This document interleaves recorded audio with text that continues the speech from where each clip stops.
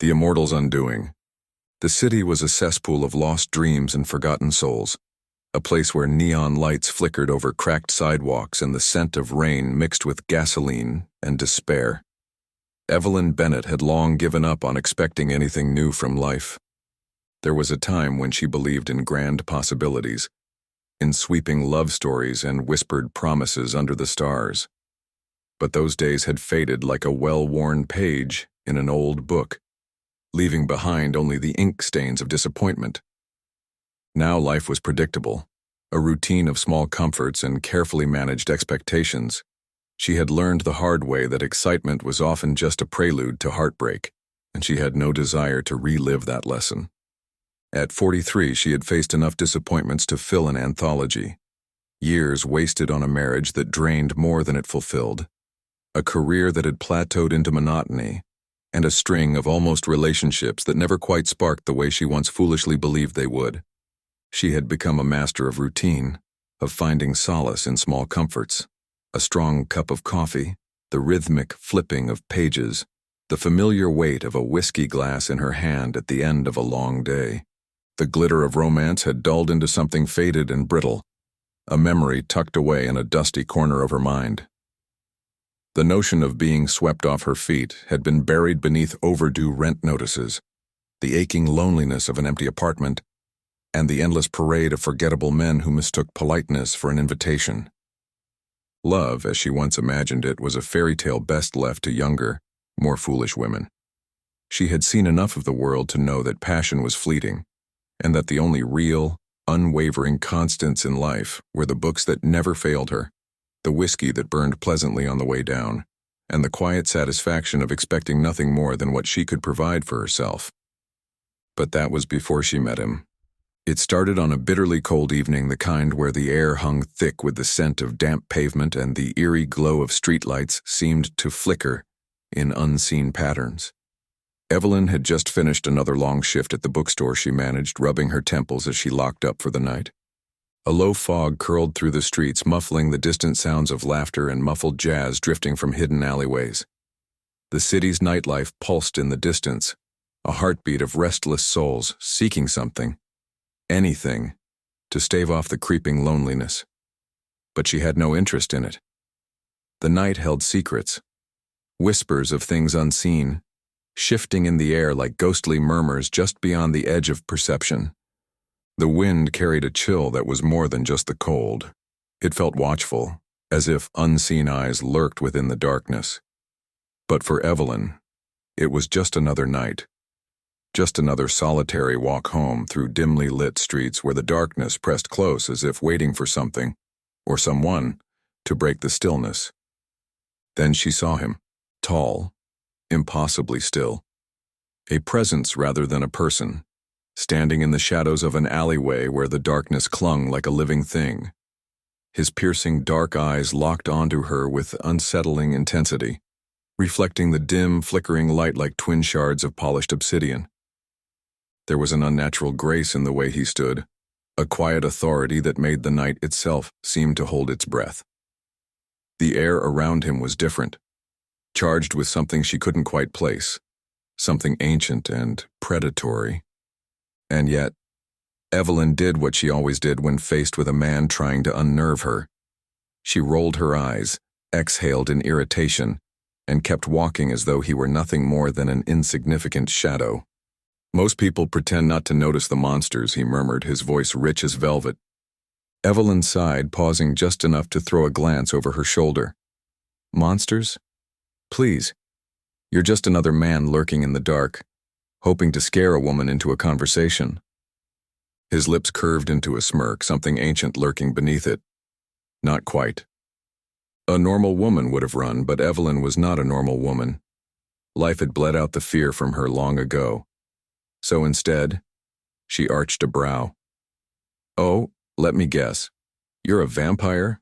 How original. Amusement flickered across his face, and he stepped forward into the dim glow of a streetlight. He was beautiful, ageless, sharp cheekbones, dark wavy hair, a sculpted mouth that looked both cruel and enticing. My name is Lucian, he said, tilting his head.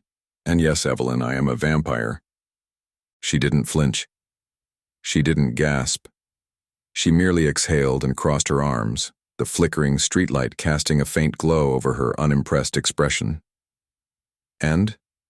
she asked, her tone laced with dry amusement, making it painfully clear that she obviously did not believe him. If anything, she looked more exasperated than intrigued, as if this was just another ridiculous encounter in an already exhausting day. The sheer absurdity of it made her smirk slightly, waiting for the inevitable punchline to his performance. Lucian hesitated. Humans always reacted one of two ways: terror or infatuation, but she was neither terrified nor entranced. She met his gaze with steady defiance, unshaken, unimpressed. A flicker of something unfamiliar stirred within him. Intrigue. For centuries he had grown accustomed to predictable responses, to mortals who either worshipped him or cowered in fear. But this woman was different, and that unsettled him more than he cared to admit. He had warned her, in his own way. There had been moments when his voice had taken on a strange, distant edge, when his words held weight beyond their meaning. "You shouldn't be so comfortable in the dark," he had said once, his tone almost regretful. "Not everything in it has good intentions. But this woman..." She stared at him with the bored expression of someone unimpressed with the supernatural. "And," he murmured, stepping closer, "I am very, very hungry." Evelyn let out a slow breath, pulling out a cigarette instead of running. "Oh, for God's sake. If you're planning on attacking me, just get it over with. I've had a hell of a day." Lucian blinked. He had lived centuries, had fed on thousands, seduced hundreds, but never had he met a woman like this. His hunger receded, curiosity taking its place. "You don't believe me?" She lit the cigarette and took a drag. "Oh, sure I believe you, sweetheart. I've just reached a point in life where very little surprises me." That was the moment Lucian knew he was doomed. Over the next few weeks he sought her out, though there were moments when it felt less like pursuit and more like protection. She couldn't ignore the way his gaze would flicker to the shadows behind her when they walked together, the way he sometimes positioned himself between her and the rest of the world, as if shielding her from something unseen. At first, Evelyn found it irritating. A man claiming to be an immortal vampire haunting her steps, appearing at the bookstore, waiting for her on street corners. It all felt absurd, as if she had been thrown into one of her own Gothic novels. She dismissed his claims outright at first, brushing him off with dry humor and an unwavering skepticism that only seemed to amuse him more. But Lucian was nothing if not persistent. Instead of lurking like a predator, he sat across from her at bars, bought her drinks, and listened. At first, she dismissed it as a game, another layer of whatever elaborate act he had committed to. But there were moments, small, fleeting moments, when she found herself relaxing in his presence.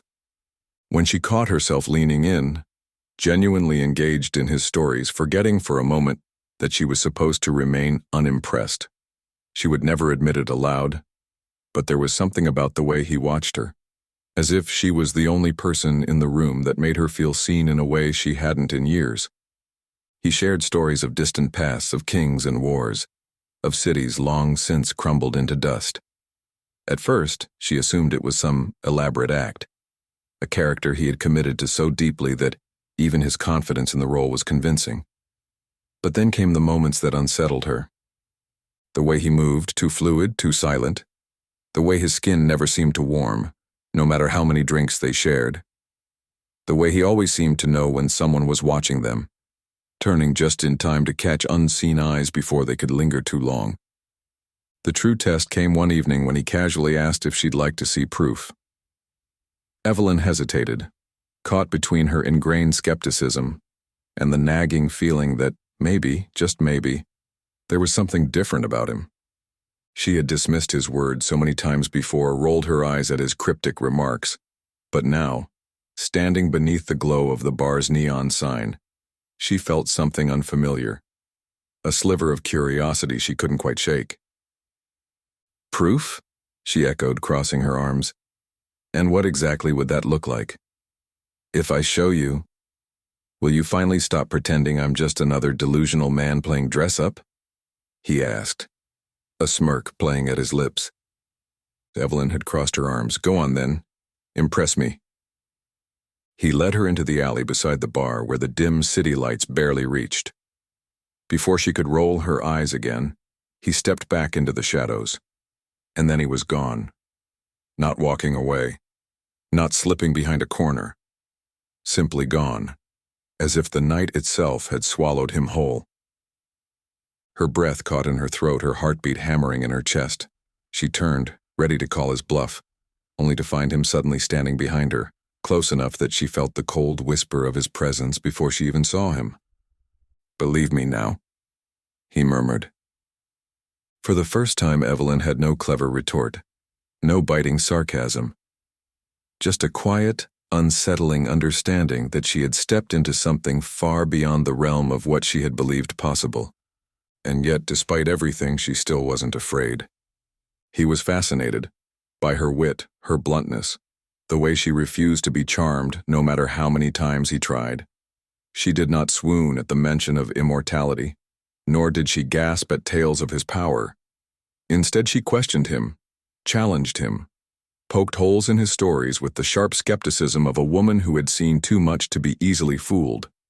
She had seen enough liars, enough heartbreakers to know that even monsters were predictable. And yet, he was not like the others. There was something about the way he spoke, the way he carried himself, that felt too precise, too ancient to be an act. He noticed details about the world that no one else did, the way the moonlight shifted over the rooftops, the way people's heartbeats changed when they were nervous. His presence was intoxicating, but not in the way of a cheap thrill. It was deeper, heavier, like stepping into a world she had only glimpsed in books and dreams. And despite herself, despite her resolve, Evelyn found herself drawn further into his orbit, unable to dismiss him as easily as she once had. Because Lucian was persistent. He refused to be just another passing figure in her life, another forgettable story tucked away in the corners of her mind. He challenged her in ways she didn't expect, showing up when she least wanted company, but somehow always leaving her with something to think about. You know, you could just leave me alone, Evelyn muttered one evening as they sat at the bookstore after hours, the air heavy with the scent of old pages and freshly brewed coffee. I could, Lucian admitted, lounging in a chair across from her, watching her with quiet amusement. But I won't, she scoffed. That's supposed to impress me? I've had men try harder. Lucian smirked, his dark eyes gleaming. Have they lived long enough to know the fall of empires? Have they seen the stars shift in the sky over centuries? Evelyn arched a brow. And yet here you are, a so-called ancient being, spending your time pestering a middle-aged woman who prefers books to company. Shouldn't you be out seducing naive young things who still believe in fairy tales? Oh, I tried that once, he said, feigning a dramatic sigh. But they bore easily, and they bore me even faster. You, on the other hand, are the first person in centuries who hasn't fallen at my feet in either terror or worship. It's refreshing. She rolled her eyes but couldn't quite suppress the smirk tugging at her lips. And despite her best efforts, Evelyn found herself looking forward to his presence, to the verbal sparring and the unsettling, intoxicating way he seemed to genuinely see her. He told her of his past, of wars fought in the shadows, of centuries spent watching humanity rise and fall, of betrayals that had long since lost their sting, and victories that felt hollow with time. He painted vivid pictures of the Renaissance, of Paris in the throes of revolution, of empires that burned and kings who met their end beneath his watchful gaze. His voice carried the weight of centuries, a smooth, hypnotic cadence that should have drawn her in. But she listened not with awe, but with the detached curiosity of a woman who had read too many Gothic novels, who had seen enough of life to know that stories, no matter how grand, were always laced with exaggeration. Still, there was something in his words, a consistency, a quiet sincerity that made her wonder. Was it possible that he truly had walked the battlefields of history, whispered secrets into the ears of rulers, watched the world shape and reshape itself as he remained unchanged? And yet here you are, she mused one evening, swirling the last of her whiskey in the glass, spending your immortal nights irritating a woman who values her solitude. Lucian chuckled, his fangs flashing in the dim light. Perhaps it's because you don't believe me. Perhaps I enjoy the challenge. Evelyn smirked. Or perhaps you're just lonely. For once he did not respond immediately. He simply watched her, something unreadable flickering in his gaze before he finally said, perhaps. I don't do romance, girl, she warned him one night as they walked along the river, the city lights reflecting on the water. I don't fall for dark, brooding men who think eternity is a selling point. Lucian smiled, his fangs flashing briefly. Then what do you fall for? Evelyn smirked. Whiskey, books, a good night's sleep. Lucian chuckled, something warm settling in his chest. Something he had not felt in centuries. The night she finally realized she was in too deep was the night she saw him fight, and the night she had to make a choice that could no longer be dismissed with sarcasm or skepticism. There had been signs, she realized later, subtle things she had dismissed as quirks or coincidences. Sometimes when she was near him, the air would shift in an almost imperceptible way, as if charged with unseen energy. A shiver would crawl up her spine at moments that felt too quiet, too expectant. She had caught herself looking over her shoulder more than once, sensing something watching from the shadows, but had always shaken it off. Her mind, logical and grounded, told her she was being ridiculous. But still, the feeling lingered. The way Lucian always seemed to sense when someone was watching them, the way his presence seemed to warp the space around him, making the air feel heavier, more charged. More than once, she had caught him staring at something just beyond her sight, his expression unreadable, his body unnaturally still. And yet, he never explained. Not fully. They had been leaving a quiet bar, the evening air crisp with the promise of an ordinary walk home, when a group of men, hunters, she later learned, stepped out of the darkness. Their movements were precise, too calculated to be mere drunks looking for a fight. They carried weapons laced with silver, their eyes filled with purpose. And they were coming for him. The air seemed to vibrate with something ancient as Lucian shifted before her eyes. His fangs lengthened, his pupils dilated into something inhuman, glowing faintly like embers in the dark. Shadows seemed to coil around him, drawn to his presence like a living force. Then, with a speed too fast to follow, he was upon them. It was over in minutes. Lucian moved like a specter of the night, a tempest coiled in human shape, barely restrained by flesh and form. One moment he was beside her, the next he had disappeared into the fray, striking with a speed that the human eye could barely follow.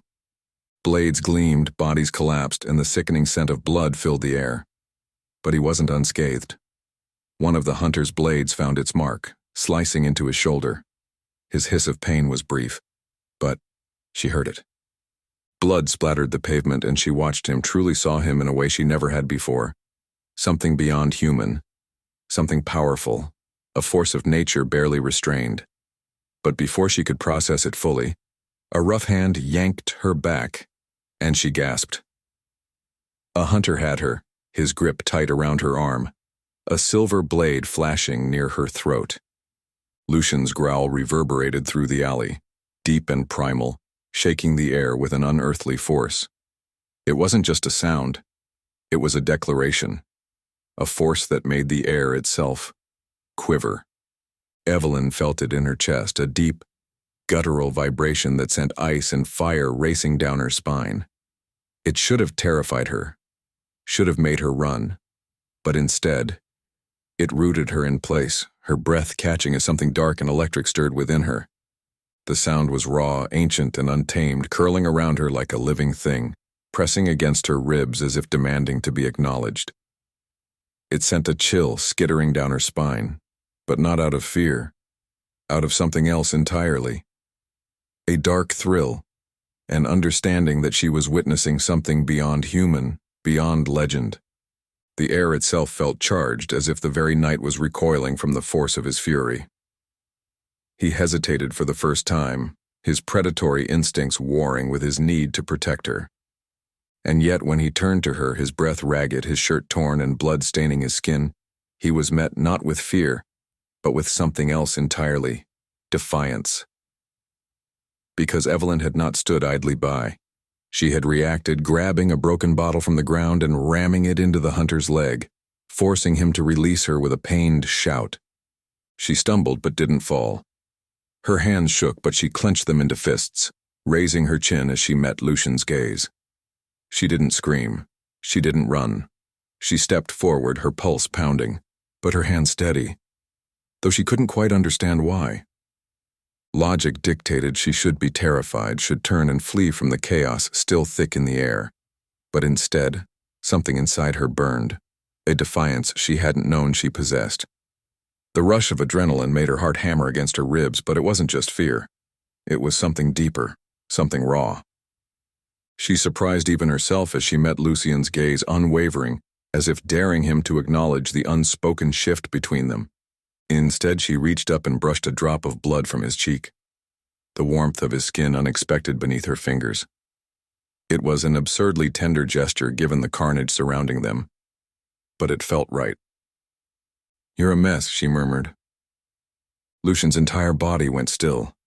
He had expected fear, revulsion. But this was something else, something more dangerous. His hand caught her wrist, his touch cool against her skin. "Why aren't you afraid of me?" he whispered. Evelyn exhaled. "Because I've met worse monsters." Lucian had no answer for that. The world around them was still. The bodies of his attackers sprawled lifeless on the ground. But in that moment, none of it mattered. The chaos, the danger, the fact that this woman, this impossibly frustrating, beautifully stubborn woman, had just willingly stepped into his world.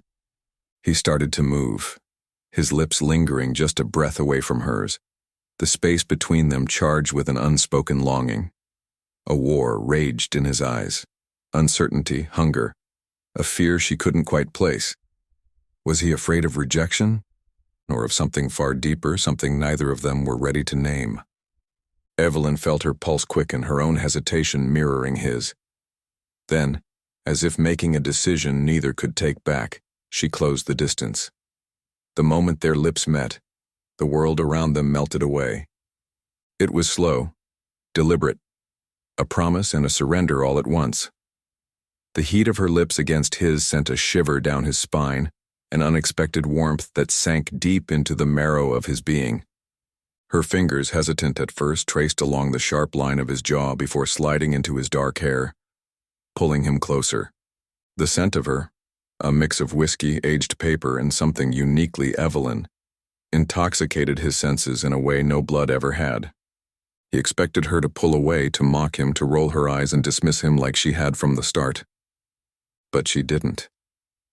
Instead, she pressed against him, her breath mingling with his as the kiss deepened, slow and searching. Neither of them rushing, neither of them willing to break the fragile, intoxicating moment. His hands, careful yet possessive, ghosted down the curve of her back, memorizing the feel of her, as if grounding himself in this impossible reality.